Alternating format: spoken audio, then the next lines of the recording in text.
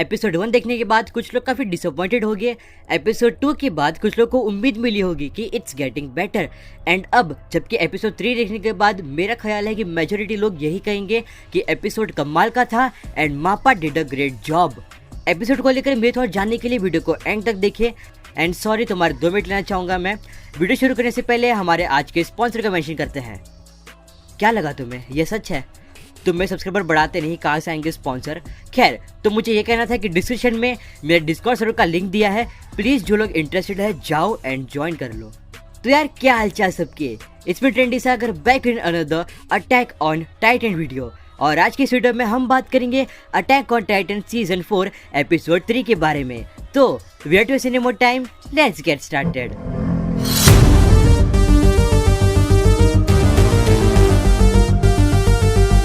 यह episode heavily focus था Reiner की पास्ट और उसकी पर्सनालिटी को लेकर।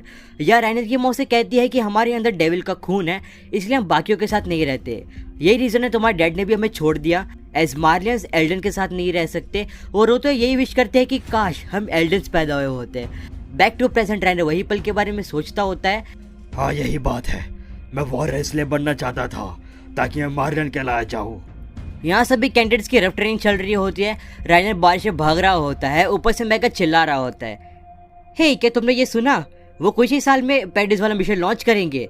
इसका मतलब है कि हमें जल्दी हमारे टाइटल्स मिलेंगे। अब बेसिकली ये बंदा जीक है, जानता हूँ कॉल्ट की तरह दिखता है बट ये जीक है। यहाँ पोर्को, मार्सेल, एनी, पीक, राइनर और बेर्थोल्ड होते हैं। एंड पोर्को थोड़ा रूड होता है, राइनर को वही बुली करता है कि तुम भी मतलब कि तुझे कुछ मिलने वाला है, तू लूजर है। इसी बात पे उनकी थोड़ी लड़ाई हो जाती है। पोर्को राइनर को पेल देता है, देन जीक और पीक निकल जाते हैं। अब बेर्थोल्ड ही जाता है राइनर की हेल्प करने। दूर वहाँ एनी अपने छोटे दोस्त को ऊपर पहुंचा रही होती है। सीन शिफ्ट होता है, वहाँ बेर्थोल्ड कहता है तुम्हारे पास से 13 साल होंगे। राइनर कहता है 13 साल काफी है हीरो बनने के लिए। यहाँ ये सारी चीज़ें प्रूव होती है कि ये भले ही बच्चे हो बट इनको किसी को भी मारने में या किसी की जान लेने में कोई प्रॉब्लम नहीं है, एज मारने ने उन्हें इस तरह से मैनिपुलेट किया है। अब यह एरन देखने को मिलता है। ऑनेस्टली मैं बहुत खुश हुआ था जब ये सीन आया था। मापा ने कितने अच्छे से बनाया उसे, काश आज कुछ मज़ेदार हो। हे एरन, तुम यहाँ हो?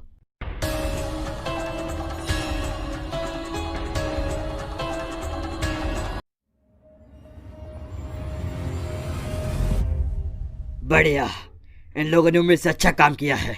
यहाँ फीमेल टाइटन को दिखाया जाता है, the creepy and the epic feel at the same time. Female Titan खुद को किसी परिस्थिति में ढाल सकती है। जबरदस्त ताकत और रफ्तार के साथ वो सारे प्योर टाइटन को अपने साथ बुला सकती है। एनी लियोनहार्ड परफेक्ट है। आर्मर टाइटन की हार्डनिंग कमाल की है, इसी वजह से वो किसी भी दीवार या किसी भी गेट को एक ही झटके में तोड़ सकता है। नौजवान ब्राउन इस काम के लिए परफेक्ट है। जो टाइटन सीधा हमला करता है, उसके दांत और पंचे किसी भी चीज़ को कुचल सकते हैं। यहाँ ये नोटिस कर रहा है कि पोर्को वाले से ये जॉ टाइटन काफ़ी सिमिलर है। मे बी ईमिर का जॉ टाइटन ही एक्सेप्शन था। हम इसे मार्शल को ही देंगे, 20 टाइटन हमेशा की तरह ही है। कौन सोचेगा कि इतना बड़ा टाइटन दूर से हमला कर सकता है। ये बात भी है कि उसके खून में कुछ राज भी छिपे हैं। कार्ड टाइटन हमेशा की तरह लंबे मिशन के लिए बढ़िया है, वो काफ़ी वक्त तक ट्रांसफॉर्मेशन को मेंटेन कर सकती है। इसी काम के लिए पीक ही सबसे बढ़िया है। और फिर आता है तो कोलोशल टाइटन, एक गॉड ऑफ डिस्ट्रक्शन। हूवर इसे अच्छे से इस्तेमाल करेगा। मुझे बुरा लगता है उन पैराडिस वालों के लिए, एक दिन अचानक से ये चीज़ उन्हें मारने आएगी।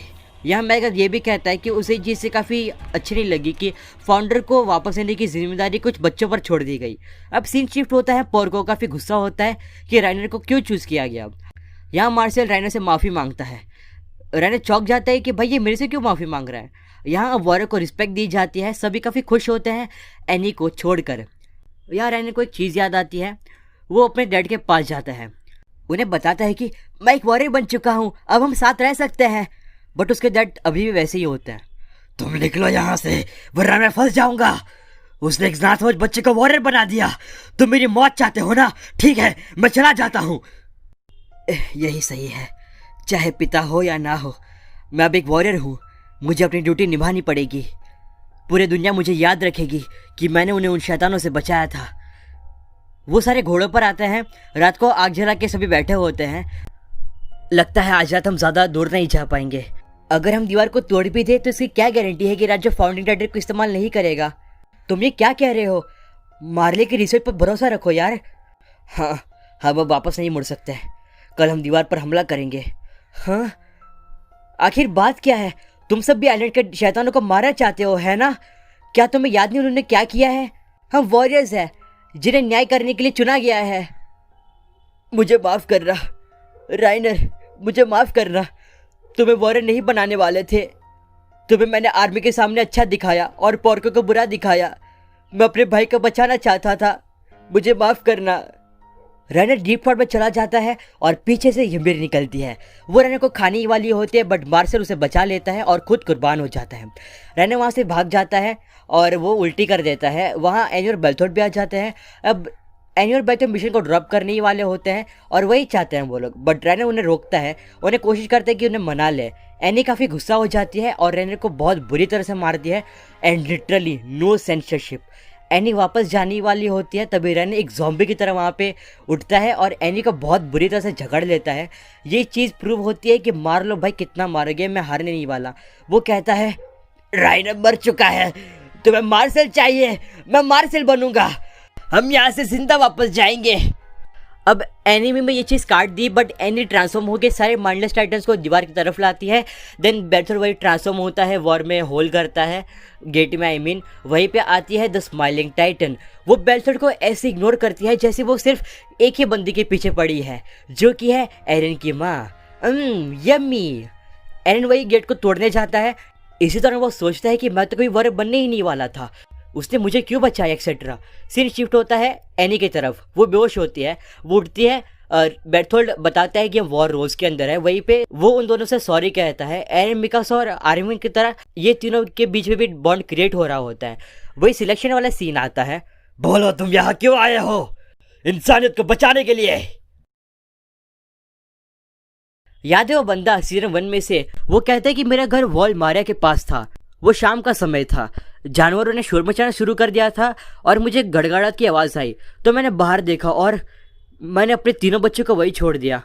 वो तुम्हारी उम्र के ही थे। ये कहानी बेल्थोर्ड ने लेकर खुद पे अप्लाई करके एरन और मिकासा को आर्मिन को सुनाई थी।